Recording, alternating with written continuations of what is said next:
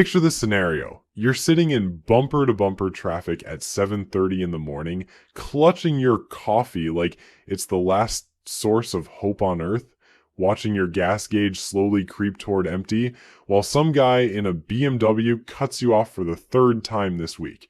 You're thinking about how you're going to be late again, how your boss is going to give you that look, and how you've got exactly 14 minutes to grab lunch before your next meeting. Sound familiar?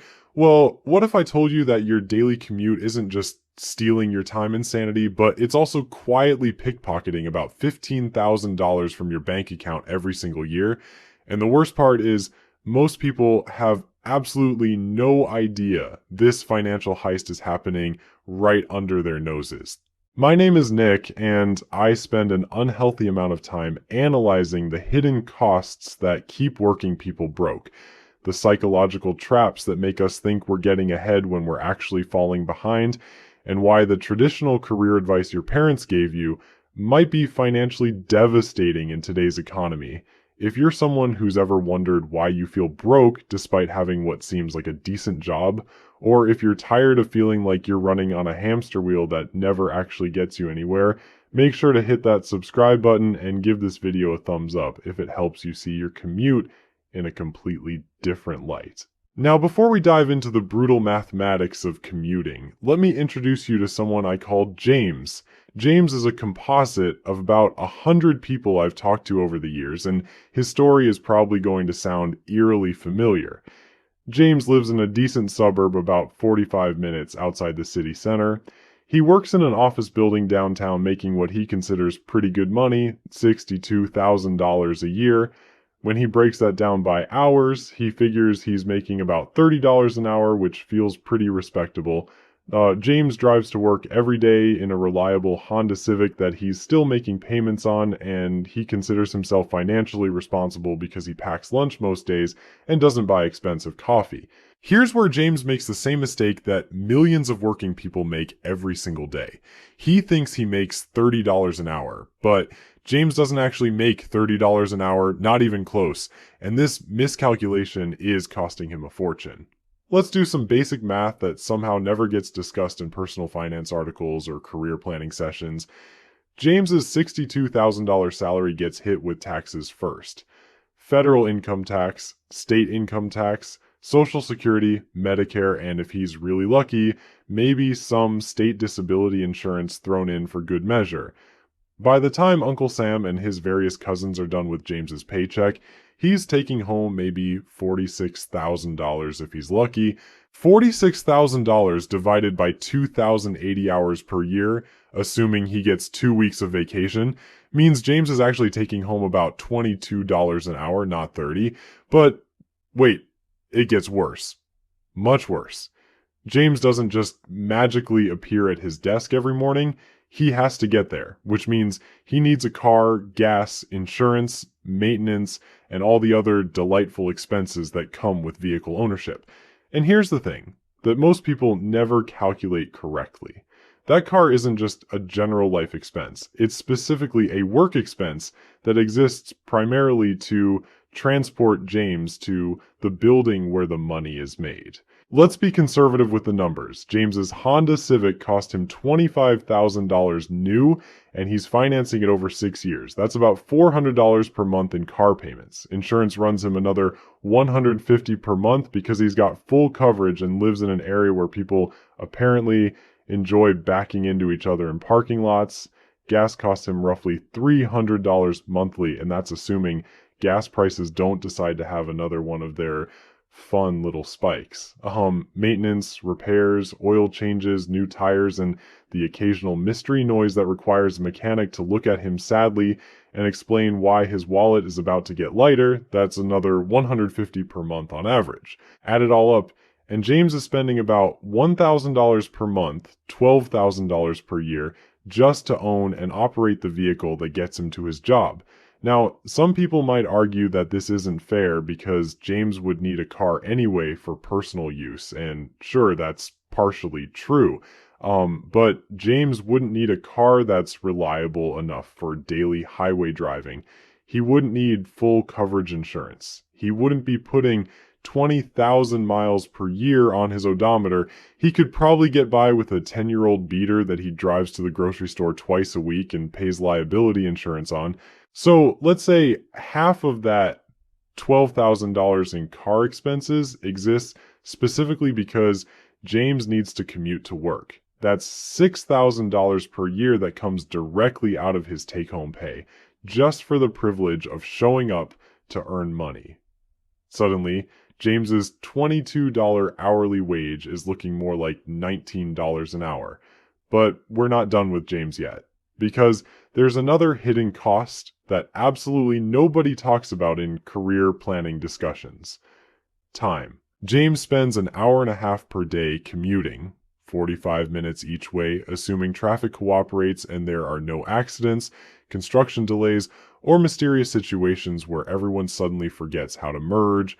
Over the course of a year, that's about 390 hours of unpaid labor that James performs for his employer. Think about this for a second. James has to wake up earlier, leave his house, drive through traffic, find parking, and walk to his office building before he can even start earning money. Then, at the end of the day, he has to reverse this entire process.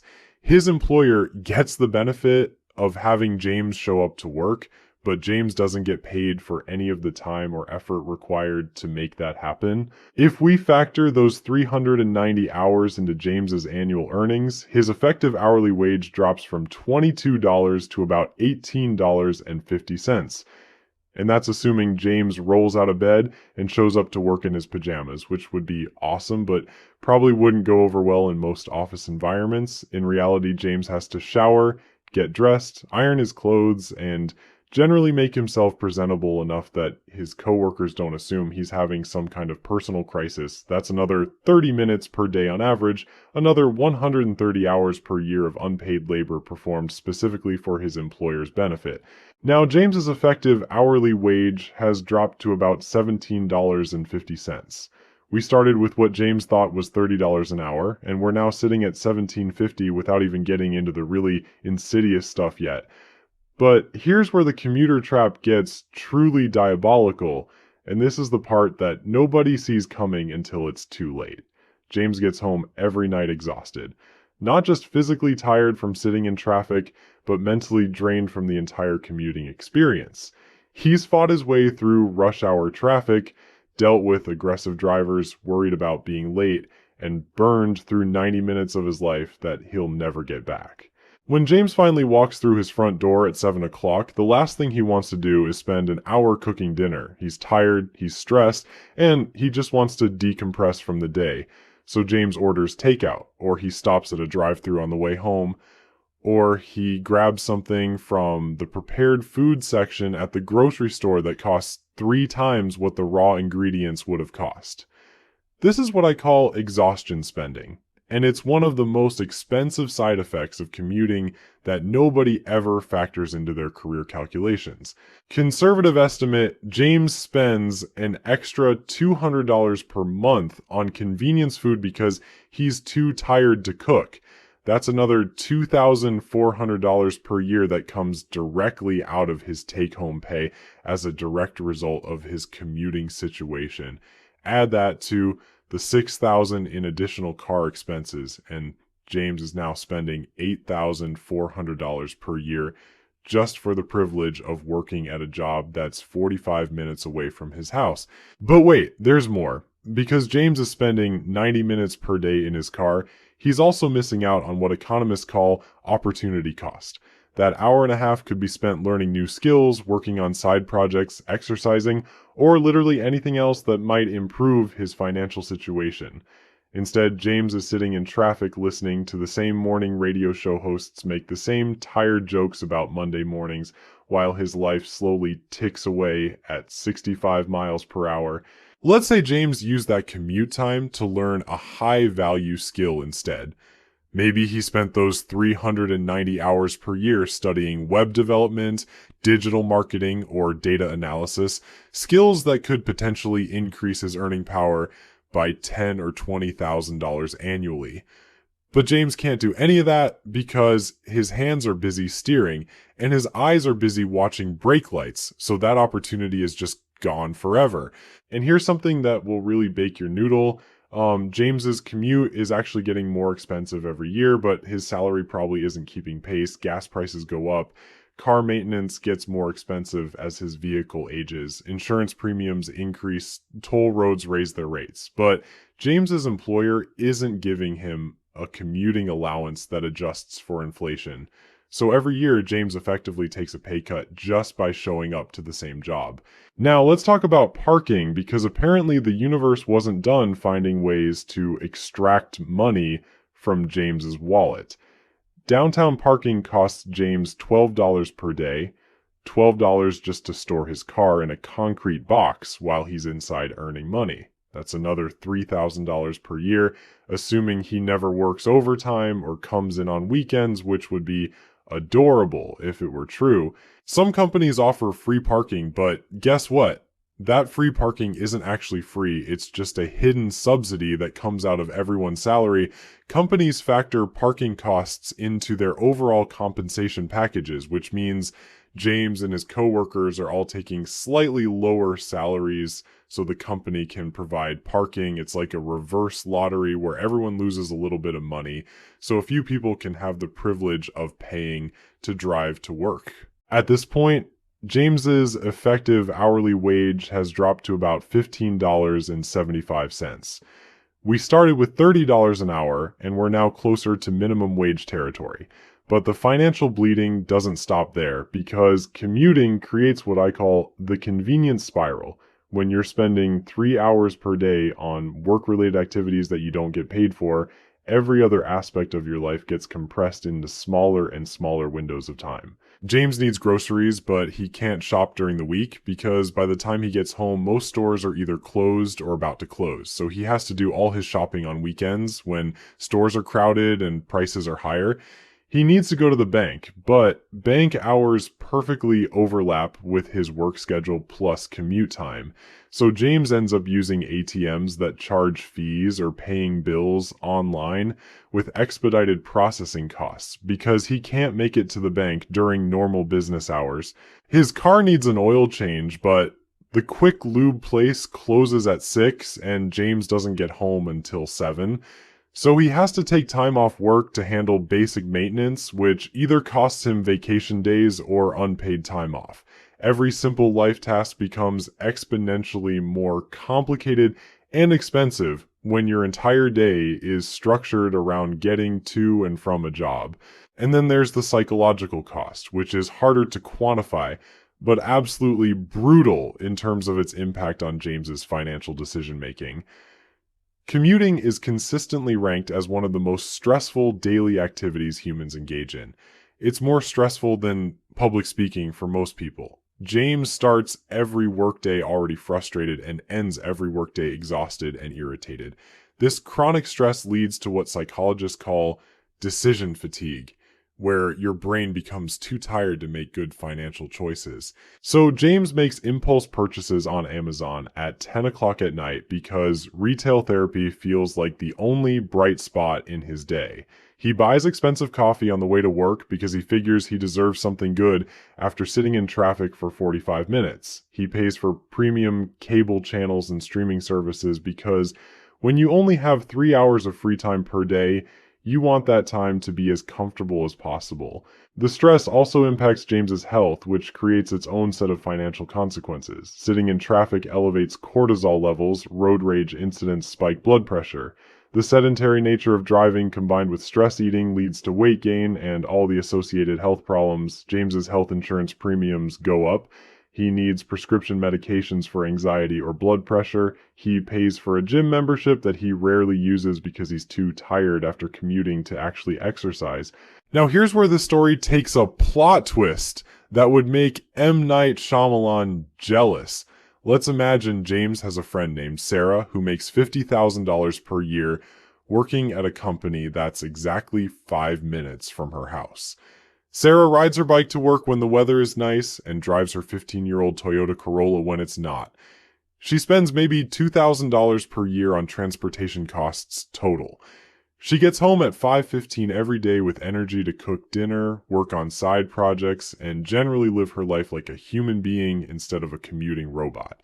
When you run the numbers, Sarah's effective hourly wage works out to about $20 per hour. James, with his supposedly superior $62,000 salary, is making $15.75 per hour after all the hidden costs and unpaid labor are factored in. Sarah is literally earning more money per hour than James, despite having a lower salary on paper, and Sarah has the added benefit of not wanting to drive her car into a concrete barrier every morning at 7:30. But it gets even better for Sarah, because she's not spending $12,000 per year on car payments, gas, insurance, and parking. She's got an extra $1,000 per month to invest or save. Over the course of 20 years, assuming a modest 7% return, that extra $1,000 per month compounds into about $527,000. Meanwhile, James is still sitting in traffic wondering why he can't seem to get ahead financially despite making good money. This is what I call the geographic wealth gap, and it's one of the most overlooked factors in financial planning.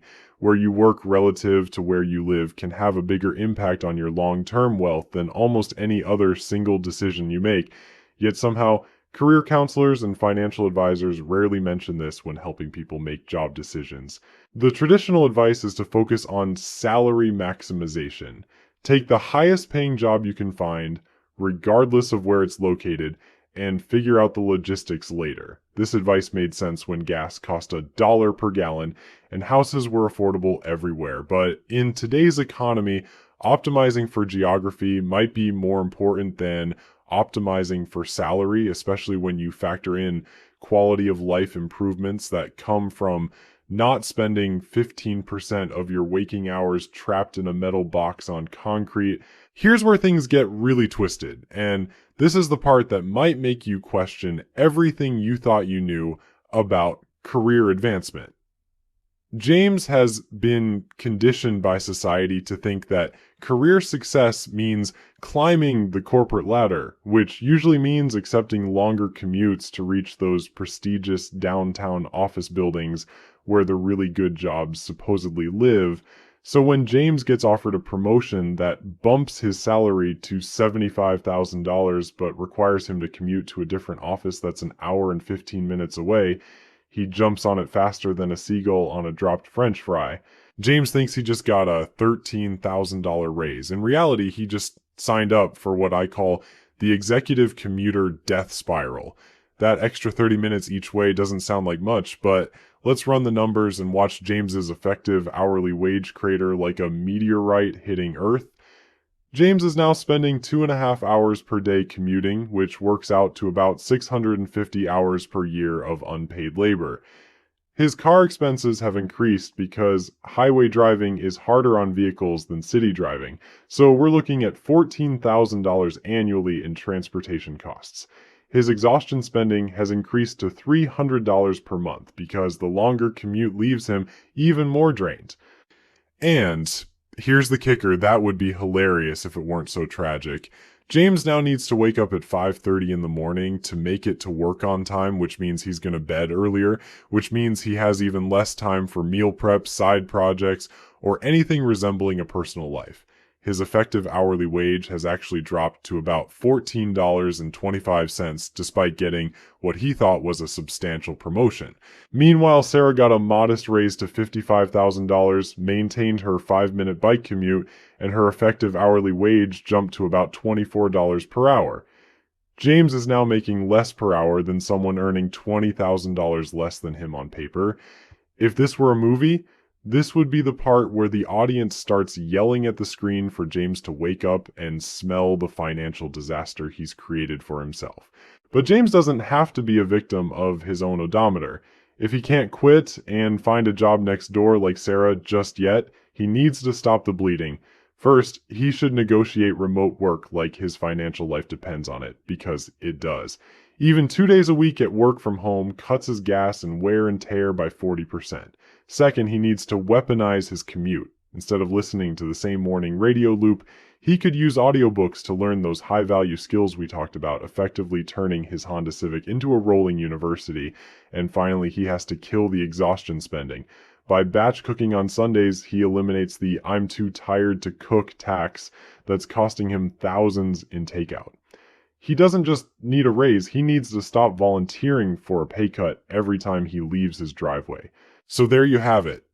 The next time someone brags about their impressive salary, remember that James thinks he's winning with $75,000 while Sarah is quietly building actual wealth on 55. The commuter trap isn't just stealing your money, it's stealing your life one traffic jam at a time. Maybe it's time to stop chasing the biggest number on your paycheck and start calculating what that paycheck actually costs you. Your future self will thank you for doing the math that most people are too busy sitting in traffic to figure out.